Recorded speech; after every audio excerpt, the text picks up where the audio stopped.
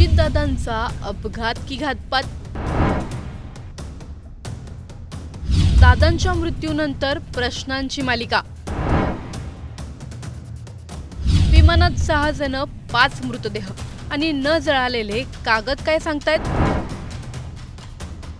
ऐनवेळी अजितदादांच्या विमानाचे पायलट का बदलले?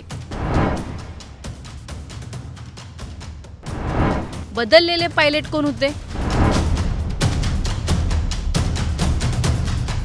अजितदादा आज आपल्यात नाहीयेत ही गोष्ट जितकी धक्कादायक आहे तितकंच किंबहुना त्याहून जास्त धक्कादायक आहे त्यांच्यासोबत झालेला अपघात. दादांच्या जाण्याने त्यांच्या कार्यकर्त्यांसमोर, चाहत्यांसमोर आणि संपूर्ण महाराष्ट्रासमोर प्रश्नांची मालिका उभी राहिली आहे. विमानातील 6 जणांचा काय प्रकार? प्रश्न उपस्थित कुठून होत आहेत?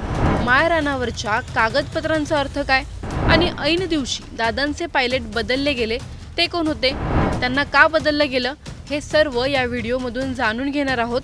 त्यामुळे हा व्हिडिओ शेवटपर्यंत नक्की पहा आणि टाइम्स नाऊ मराठीच्या सर्व माध्यमांना सबस्क्राईब आणि फॉलो करायला विसरू नका. महाराष्ट्राचे उपमुख्यमंत्री अजित पवार यांच्या अपघाती निधनानंतर संपूर्ण राज्यात शोककळा पसरली. 28 जानेवारी रोजी घडलेल्या या भीषण विमान दुर्घटनेनंतर लगेचच चौकशीला सुरुवात झाली.